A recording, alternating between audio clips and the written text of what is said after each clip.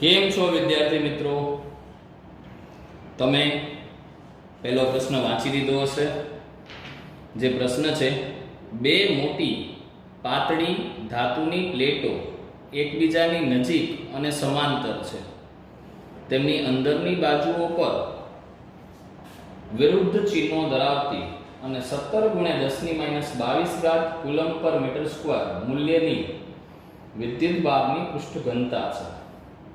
પ્રથમ પ્લેટની બહારના વિસ્તારમાં, બીજી પ્લેટના બહારના વિસ્તારમાં, બંને પ્લેટોની અંદરના વિસ્તારમાં વિદ્યુત ક્ષેત્રની ગણતરી કરો. મિત્રો, શું છે પ્રશ્ન? એક વખત જોઈ લઈએ આપણે.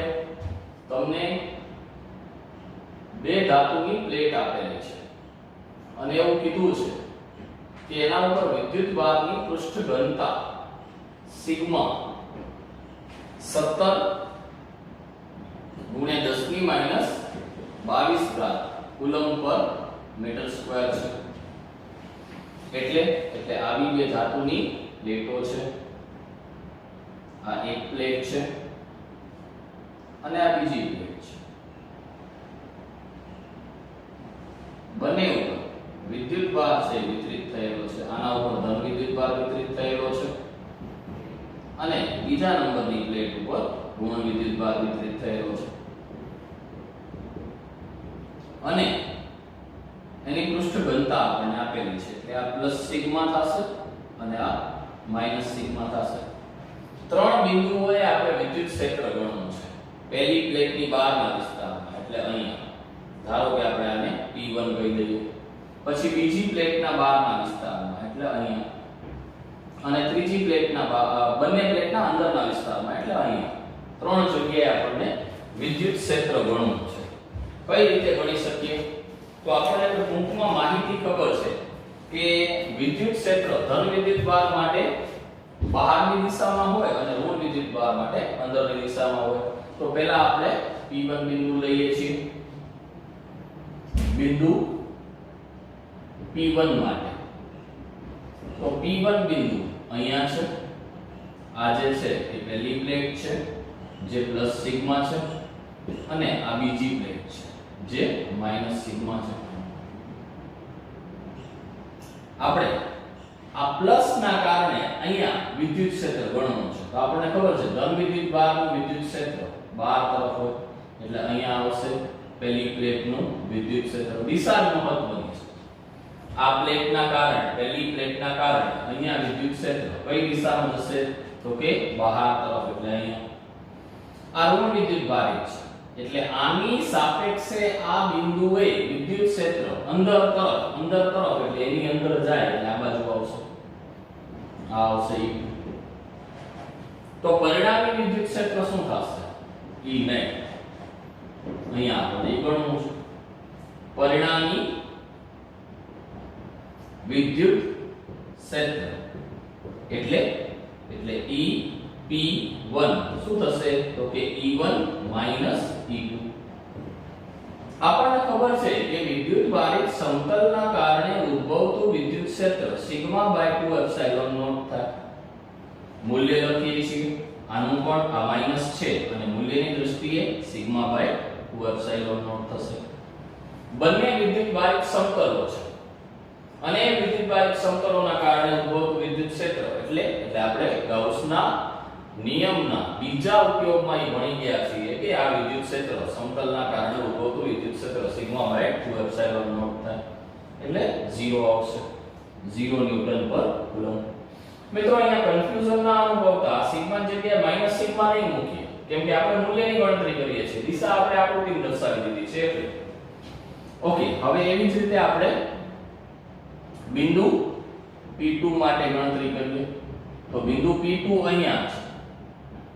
એની ડાબી બાજુએ બે હતા એટલે પ્લસ સિગ્મા અને માઈનસ સિગ્મા. પહેલી પ્લેટ અને બીજી પ્લેટ બંને એનાથી ડાબી બાજુ રહી ગયા. પહેલી પ્લેટ ધન છે, ધનના કારણે વિદ્યુત ક્ષેત્ર બહારની દિશામાં એટલે અહીંયા આ પહેલી પ્લેટનું વિદ્યુત ક્ષેત્ર જમણી બાજુ જશે અને આ બીજી પ્લેટનું વિદ્યુત ક્ષેત્ર લંબ રૂપે અંદરની દિશામાં એટલે આ બાજુ જશે એટલે ડાબી બાજુ જશે. તો બિંદુ P2 પાસે પરિણામી વિદ્યુત ક્ષેત્ર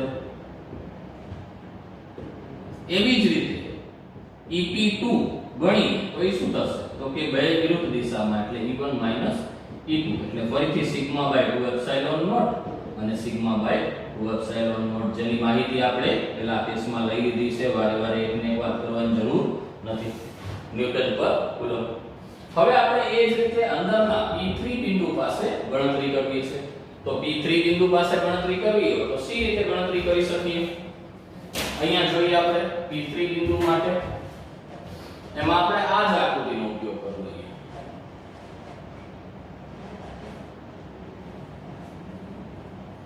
શું થશે તો કે આ પહેલી પ્લેટ આ બીજી પ્લેટ અહીંયા બિંદુ P3 આ પ્લસ સિગ્મા હતું અને આ માઈનસ સિગ્મા હતું અહીંયા આ પહેલી પ્લેટના કારણે વિદ્યુત ક્ષેત્ર બહારની દિશામાં એટલે આમ જશે માત્ર તમે બે જ વસ્તુને જોશો પહેલી પ્લેટ અને બિંદુ તો તમે આની દિશા નક્કી કરી શકશો હવે આ બીજી પ્લેટનું જોવું છે તો બીજી પ્લેટ અને બિંદુ એને જો આને ભૂલી જાઓ તો આ બિંદુ પાસે બીજી પ્લેટનું વિદ્યુત ક્ષેત્ર અંદરની દિશામાં એટલે આમાં અંદરની દિશા એટલે E2 અહીંયા આવશે તો પરિણામી વિદ્યુત ક્ષેત્ર પણ આપણને એ જ દિશામાં મળશે મિત્રો માત્ર જાણકારી માટે કહું છું આ જે છે ને સમાંતર પ્લેટ કેપેસિટર છે જેની માહિતી આપણે બીજા ચેપ્ટરમાં મેળવવાની છે જેના અંદરના વિસ્તારમાં વિદ્યુત ક્ષેત્ર સમાન અને બંને પ્લેટોના વિદ્યુત ક્ષેત્રના સરવાળા જેટલું થાય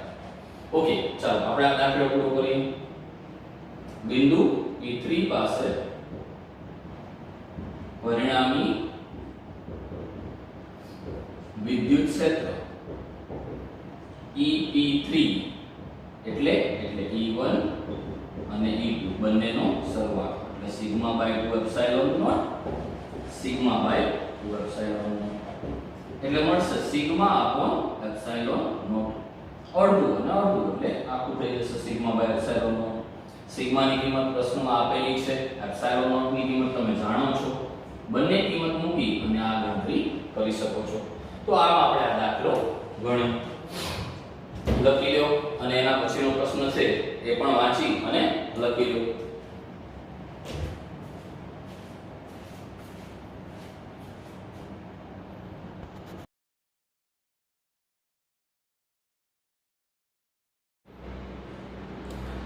બીજો પ્રશ્ન તમે જોઈ લીધો હશે મિત્રો મિલિકનના ઓઇલ ડ્રોપ પ્રયોગમાં 12 વધારાના ઇલેક્ટ્રોન ધરાવતું એક ઓઇલ ડ્રોપ 2.55 × 10⁴ ન્યૂટન પર કુલમના સમાન વિદ્યુત ક્ષેત્રની અસર હેઠળ સ્થિર રાખવામાં આવ્યું છે અંડરલાઈન કરજો સ્થિર રાખવામાં આવ્યું છે જો ઓઇલ ડ્રોપની ઘનતા 1.26 ગ્રામ પર સેન્ટીમીટર ક્યુબ હોય તો તેની ત્રિજ્યા ગણો G અને E ની કિંમત આપણને આપેલી છે ઓકે મિત્રો શું કહે છે આપણને એવું કહે છે કે મિલિકનના પ્રયોગમાં મિલિકનનો પ્રયોગ તમે 11મા ધોરણમાં ભણી ગયા છો આ એક ઓઇલ ડ્રોપ છે ઓઇલ ડ્રોપ આ ઓઇલ ડ્રોપ જે છે એને સ્થિર રાખવામાં આવેલું છે તમને ખબર છે કે એના ઉપર અધો દિશામાં એનું વજન બળ mg લાગે અને જો એટલું બળ આપણે સમતોલી શકીએ એટલું બળ એના ઉપર લગાડવામાં આવે તો અને તો જ એ સ્થિર થઈ શકે તો આપણે વિચારીએ તો આ વિદ્યુત ક્ષેત્રમાં રાખેલું છે એટલે એના ઉપર ઉપરની દિશામાં લાગતું બળ નક્કી વિદ્યુત બળ હોવું જોઈએ એવું કહે છે કે આમાં ઇલેક્ટ્રોન વધારાના છે એટલે આના ઉપર કાંઈક વિદ્યુત ભાર છે તે ઋણ વિદ્યુત ભાર છે પણ એનું મૂલ્ય ધન લઈ શકીએ એટલે અહીંયા આના ઉપર QE જેટલું ઉપરની દિશામાં બળ લાગતું હશે શા માટે બળ QE લીધું કેમ કે આપણે જાણીએ છીએ અહીંયા આપણને આ ઓઇલ ડ્રોપ વિદ્યુત ક્ષેત્રમાં રાખેલો કીધો છે અને એ વિદ્યુત ભાર વાળો છે તો જ્યારે કોઈ વિદ્યુત ભાર વિદ્યુત ક્ષેત્રમાં હોય તો એના ઉપર લાગતું બળ Q * E લઈ શકાય અહીં આ ઓઇલ ડ્રોપ છે એ સ્થિર છે એટલે સ્થિર ઓઇલ ડ્રોપ માટે બંને બળો સમાન થવા જોઈએ એટલે QE અને mg આ બંને બળો સરખા હોવા જોઈએ. Q એટલે આપણે જાણીએ છીએ Ne થશે, એટલે અહીંયા Ne આપણે Q ની જગ્યાએ મૂકી દઈએ into E. આ m એટલે દળ છે, દળ એટલે તમે જાણો છો ઘનતા ગુણ્યા કદ, એટલે દળની જગ્યાએ આપણે મૂકી દઈએ ઘનતા ગુણ્યા કદ. કદ એટલે 4/3 pi r3 અને gm ના. તો આનામાંથી આપણને ત્રિજ્યા જોઈએ છે એટલે r3 ને સૂત્રનો કરતા બનાવીએ. 3 ને અહીંયા લઈ લઈશું એટલે 3 ne upon 4 pi rho અને g. આમાં બધી જ કિંમતો તમારી પાસે છે. આ કિંમતો મૂકી અને r ની ગણતરી તમે કરી શકો છો. મિત્રો એમાં ધ્યાન રાખજો rho જે છે એ આપણને CGS એકમમાં આપ્યું હતું અને આપણે MPS એકમમાં કર્યું છે. આવડે છે તમને ગુણ્યા 10 ની 3 ઘાત કરી અને એને kg પર મીટર ક્યુબ માં ફેરવી શકાય. તો આ રીતે આપણે બીજો દાખલો ગણ્યો. ત્રીજા દાખલાની રકમ લખી લેજો.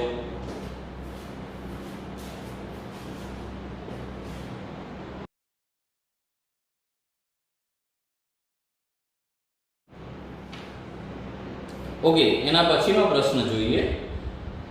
અવકાશમાં અમુક વિસ્તારમાં બધે વિદ્યુત ક્ષેત્ર z દિશામાં છે. જો કે વિદ્યુત ક્ષેત્રનું માન અચળ નથી, એટલે અંડરલાઈન કરજો. વિદ્યુત ક્ષેત્રનું માન અચળ નથી એટલે વિદ્યુત ક્ષેત્ર અસમાન વિદ્યુત ક્ષેત્ર છે.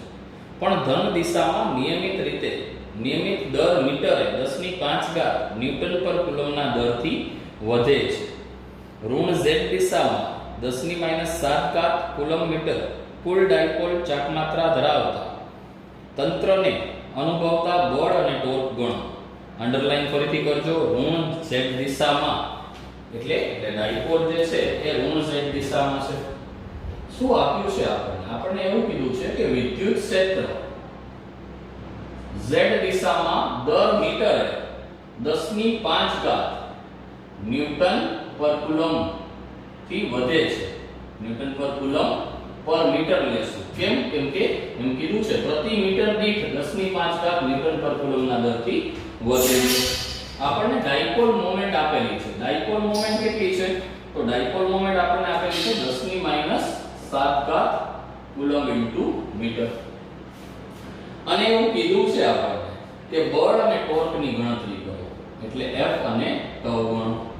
મિત્રો આ વિદ્યુત ક્ષેત્ર ધન z દિશામાં વધે છે, ડાયપોલ મોમેન્ટ ઋણ z દિશામાં છે, એટલે બંને વચ્ચેનો ખૂણો 180 થઈ જશે. એ થીટાની માહિતી આપણને ચોખ્ખી રીતે આપી નથી, પણ એ લોકોએ ક્લુ આપ્યો છે, એટલે ક્લુની મદદથી આપણે τ ગણી શકીએ. આપણને અહીંયા બળ અને ટોર્ક બંને ગણવા છે. તો તમને ધ્યાન હશે અસમાન વિદ્યુત ક્ષેત્રમાં વિદ્યુત ડાયપોલ પર લાગતું વિદ્યુત બળ F શું થશે? તો લાગતું વિદ્યુત બળ F એટલે આપણે એક આવી ગયા હતા BE BZ P cos θ. આવું કંઈક ધાર્યું તો તમને યાદ હોય તો એટલે F બરાબર શું થઈ જશે? DE dz એની કિંમત છે 10⁵ અને P ની કિંમત 10⁻⁷ અને cos 180 એટલે -1 એટલે F બરાબર શું થઈ જશે? 10⁻² ન્યૂટન ઇન્ટુ મીટર.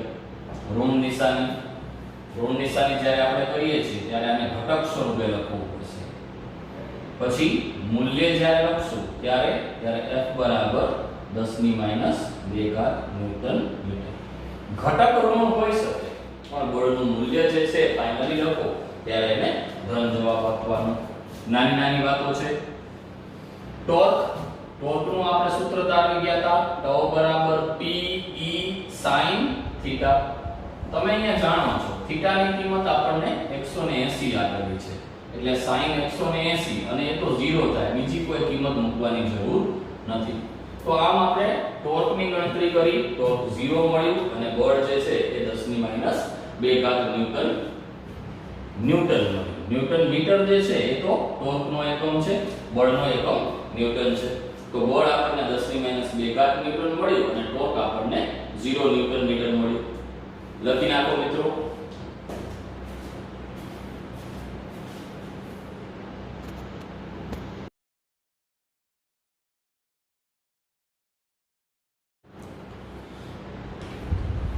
હવે બે દાખલા ભેગા લઈ લઈએ આપણે. બે એકબીજા સાથે રિલેટેડ છે. તમે બંનેના પ્રશ્નો જોઈ લીધા હશે. સ્મોલ m દળ અને -q વિદ્યુતભાર ધરાવતો એક કણ બે વિદ્યુતભારિત પ્લેટોની વચ્ચે vx વેગથી પ્રારંભમાં x દિશાને સમાંતર દાખલ થાય છે. દરેક પ્લેટની લંબાઈ કેપિટલ L છે અને પ્લેટો વચ્ચે સમાન વિદ્યુત ક્ષેત્ર જાળવી રાખવામાં આવે છે. દર્શાવો કે પ્લેટના દૂરના છેડે કોણનું વિચલન QEL2/2mvx2 થાય. વિચલન આટલું દર્શાવવાનું છે. એના પછીનો જે પ્રશ્ન છે એ m દળ -q વિદ્યુતભાર ધરાવતો એવું જ આપેલું છે. એમાં બધી કિંમતો આપી દીધી છે કે કોણ માટે vx આ છે 0.5 સેન્ટીમીટર નું અંતર ધરાવતી પ્લેટો વચ્ચે રાખેલું છે. એટલે બંને પ્લેટો વચ્ચેનું અંતર પણ આપણે આપી દીધું છે, e પણ આપી દીધું છે. ઇલેક્ટ્રોન ઉપરની પ્લેટને ક્યાં અથડાશે એ આપણને ગણવાનું છે. ઉપરની પ્લેટને ક્યાં અથડાશે.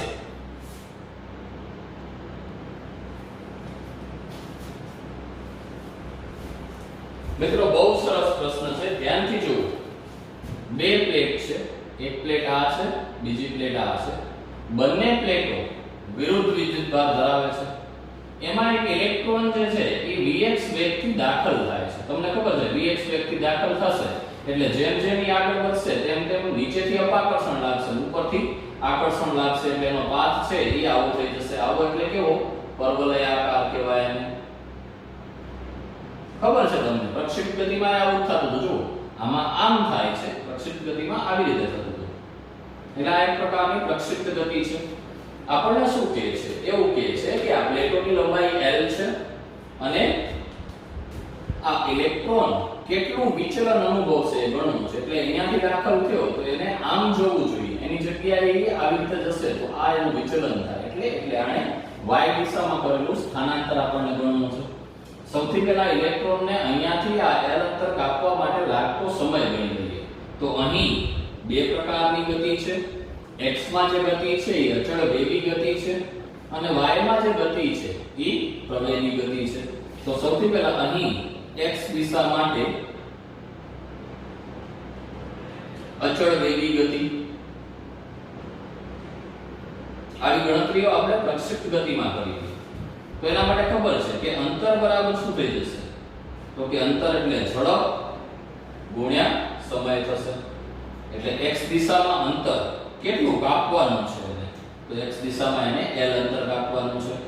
ઝડપ એની vx છે અને સમય t છે. એટલે ઇલેક્ટ્રોન આટલો સમય L/vx જેટલો સમય એ પ્લેટની અંદર રહેશે. પછી તો અથડાઈ જાય, પછી શું થઈ જાય? ન્યુટ્રલ થઈ જાય, તટસ્થીકરણ થઈ જાય. અચ્છા, હવે આ જ ગણતરી આપણે y દિશા માટે કરીએ છીએ.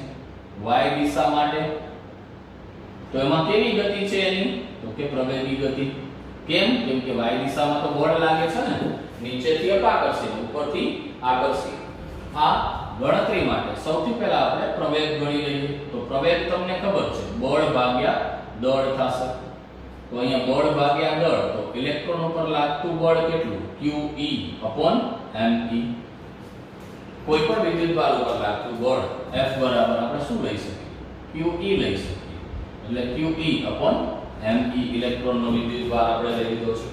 પ્રવેગ મળી ગયો. આપણને જોઈએ છે એનું વિચલન. તો અહીં y દિશામાં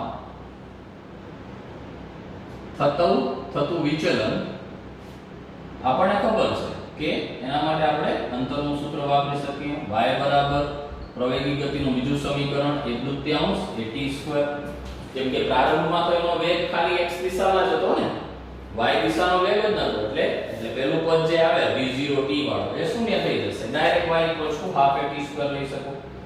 એટલે y = શું થઈ જશે? ½ a એની જગ્યાએ આવી જશે qe upon me અને t ની જગ્યાએ આપણે અહીંયા સમય ગણી રાખ્યો છે આવી જશે l2 upon vx2 એટલે આપણને વિચલન મળ્યું qe l2 upon me into vx2 તો આ પ્રમાણે આપણે એનું વિચલન ગણ્યું એટલે ઇલેક્ટ્રોન છે એ y દિશામાં આટલું સ્થાનાંતર અનુભવશે અહીં ઇલેક્ટ્રોનનો વિદ્યુતભાર E છે એટલે E થી દર્શાવવું પડે પણ આપણને સાબિતીમાં એ લોકોએ Q આપ્યું છે એટલે આપણે Q રાખેલ છે અચ્છા હવે એના પછીનો જે પ્રશ્ન હતો એમાં સેમ બધું એવું જ લખેલું છે પણ એવું કહે છે કે બે પ્લેટો વચ્ચેનું અંતર 0.5 સેન્ટીમીટર છે એટલે બે પ્લેટો વચ્ચેનું અંતર એટલે વિચલન આપેલું છે અને એવું કીધું છે કે ઇલેક્ટ્રોન ઉપરની પ્લેટને ક્યાં અથડાશે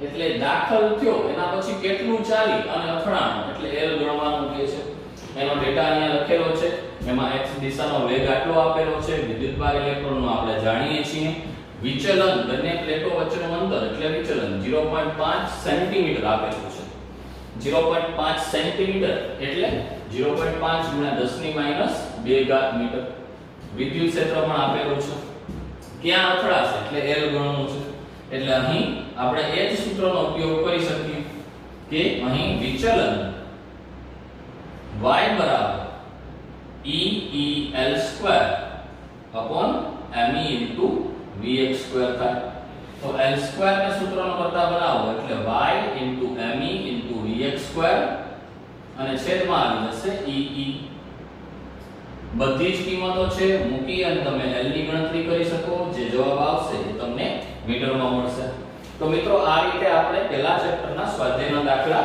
પૂરા કર્યા હવે નેક્સ્ટ લેક્ચર થી તમને પહેલા ચેપ્ટરના જૂની પાઠ્યપુસ્તકના દાખલાઓ છે એ ગણાવવામાં આવશે જોડે જોડે તમને વર્કશીટ રોજ આપવામાં આવે છે જે તમે બહુ સારી રીતે સોલ્વ કરી રહ્યા છો અને તમારાથી હું બહુ